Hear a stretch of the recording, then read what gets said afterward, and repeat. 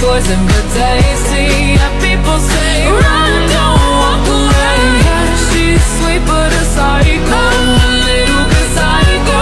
At night she's screaming, mama, mama, mama.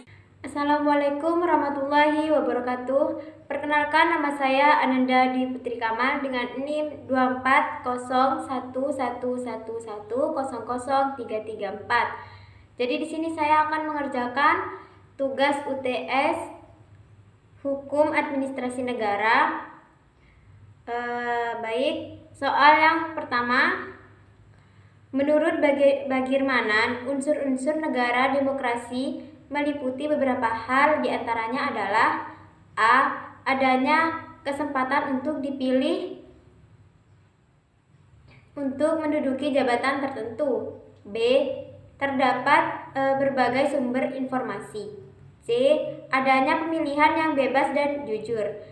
Berikan pendapat saudara apakah unsur-unsur tersebut sudah terpenuhi di Indonesia dan berikan bukti dan dasar hukumnya. Baik, jawaban yang pertama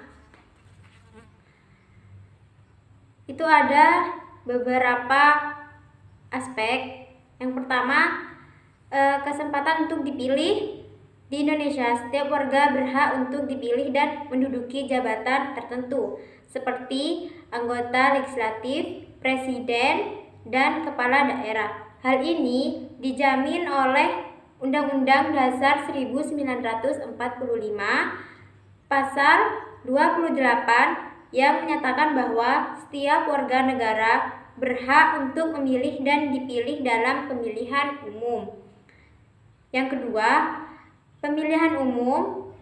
Pemilihan umum di Indonesia telah dilaksanakan secara berkala sejak tahun 1955. Pemilihan umum ini memberikan kesempatan kepada warga negara untuk memilih pemimpin dan wakil rakyat yang akan mewakili mereka dalam pemerintahan.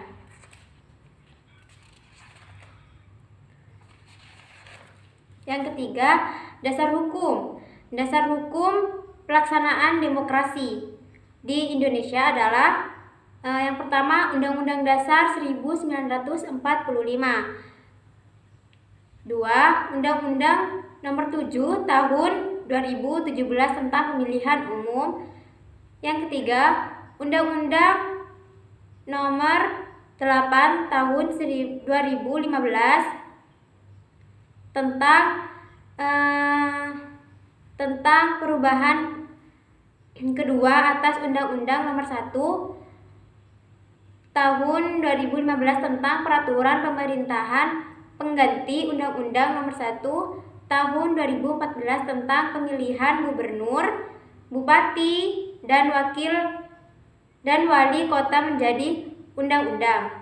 Dapat disimpulkan bahwa unsur-unsur demokrasi menurut Bagirmanan telah terpenuhi di Indonesia, terutama dalam hal kesempatan untuk dipilih dan menduduki jabatan tertentu. B. Terdapat berbagai sumber informasi. Menurut saya, salah satu unsur demokrasi adalah adanya berbagai sumber informasi di Indonesia. Unsur demokrasi ini sudah dipenuhi dalam beberapa aspek. Yang pertama, ada kebijakan pers dan media. Di Indonesia, kebebasan pers dan media telah dijamin oleh Undang-Undang Nomor 40 Tahun 1999 tentang pers. Undang-undang ini menjamin kebebasan pers dan media untuk menyampaikan informasi kepada masyarakatnya. Yang kedua, ada pluralisme media. Indonesia memiliki berbagai sumber informasi, termasuk media cetak, elektronik, dan online. Hal ini memungkinkan masyarakat untuk mendapatkan informasi dari berbagai sumber dan sudut pandang. Yang ketiga, kemerdekaan berpendapat.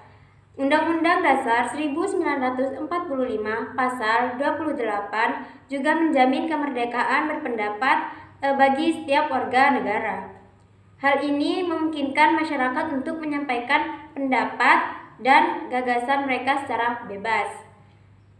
Yang keempat, ada dasar hukum.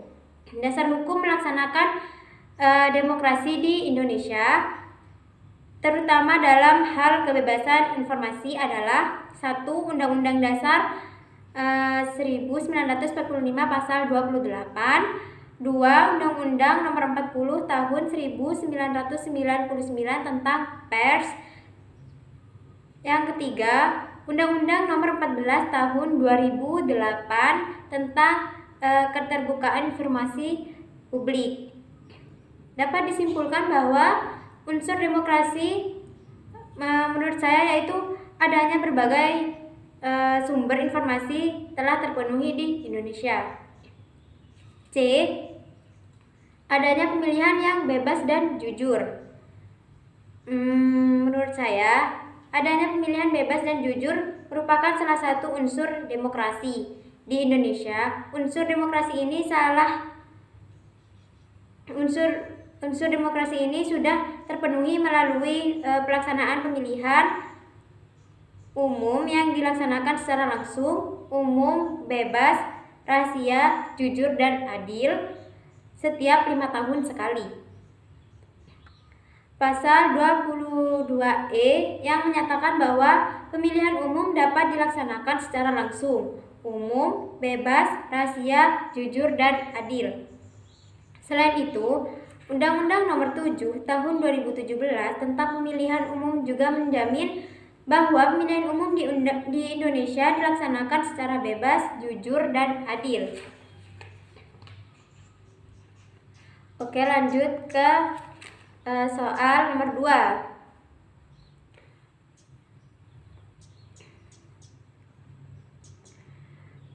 Soal nomor 2, konstitusi adalah undang-undang dasar yang digunakan sebagai pedoman dalam administrasi suatu negara. Konstitusi Indonesia mengatur beberapa hal, salah satunya adalah tugas, fungsi, dan wewenang MPR. Pasal 3 ayat 3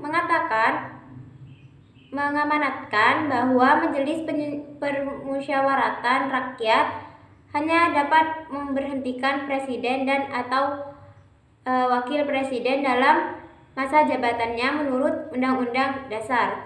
Jelaskan bagaimana proses pemberhentian presiden dan wakil presiden berdasarkan Undang-Undang NRI tahun 1945 dan apakah sudah sesuai dengan sistem check and balance.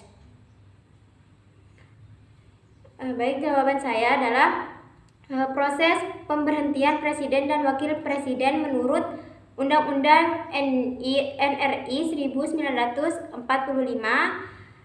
nilai diatur dalam pasal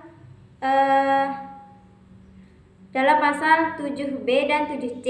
Presiden dapat diberhentikan oleh MPR melalui prosedur impeachment jika melakukan pelanggaran hukum atau pengkhianatan terhadap negara. Wakil presiden dapat diberhentikan dengan alasan serupa atau jika mengundurkan diri. Proses pemberhentian ini melibatkan DPR untuk mengusulkan dan MPR untuk memutuskan. Pemberhentian ini sesuai dengan sistem check and balance karena melibatkan beberapa negara yang saling mengawasi. DPR mengusulkan, MPR memutuskan, dan bahkan Mahkamah Konstitusi dapat memastikan kesesuaian dengan konstitusi, menjaga keseimbangan kekuasaan antara lembaga negara.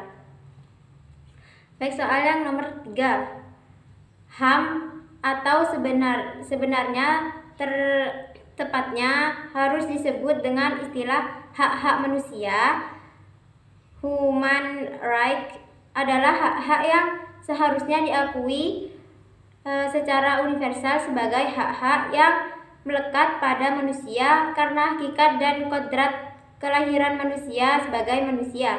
Nilai yang terkandung dalam HAM adalah nilai kesamaan dan kebebasan. Jelaskan kedua nilai tersebut. Nilai kesamaan dalam HAM berarti setiap individu berhak diperlakukan setara tanpa diskriminasi apapun ras, agama atau status sosialnya.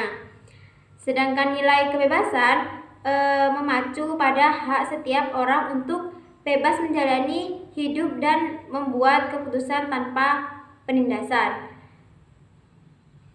Selama tidak melanggar hak orang lain, kedua nilai ini memastikan hak dan martabat manusia dihormati. Untuk soal yang keempat,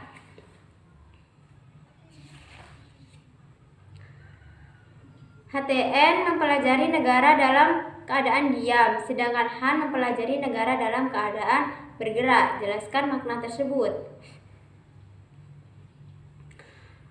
Jawaban saya, HTN negara dalam keadaan diam.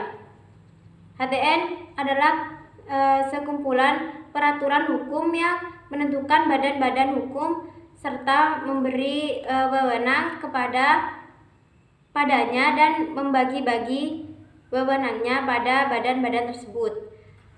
Han mempelajari dalam keadaan bergerak. Han adalah sekumpulan peraturan hukum yang mengikat badan-badan negara baik yang tertinggi maupun yang terendah yang menggunakan wewenangnya yang telah ditentukan oleh HTN. Baik, untuk soal yang terakhir,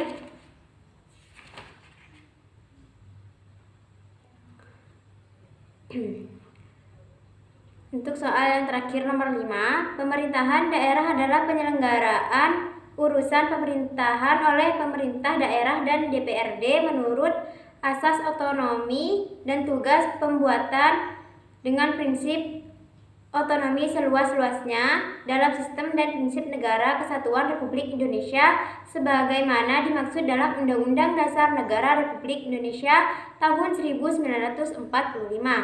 Jelaskan apa keuntungan dan kelemahan pelaksanaan otonomi daerah dalam sistem pemerintahan daerah. Berikut contoh konkret masing-masing.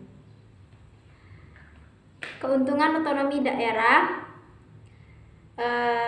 Yang pertama, desentralisasi kewenangan. Pemerintahan daerah memiliki kewenangan lebih dalam mengelola urusan lokal. Contoh, bila mengelola pariwisata sesuai budaya lokal, meningkatkan ekonomi. Yang A, meningkatkan partisipasi masyarakat.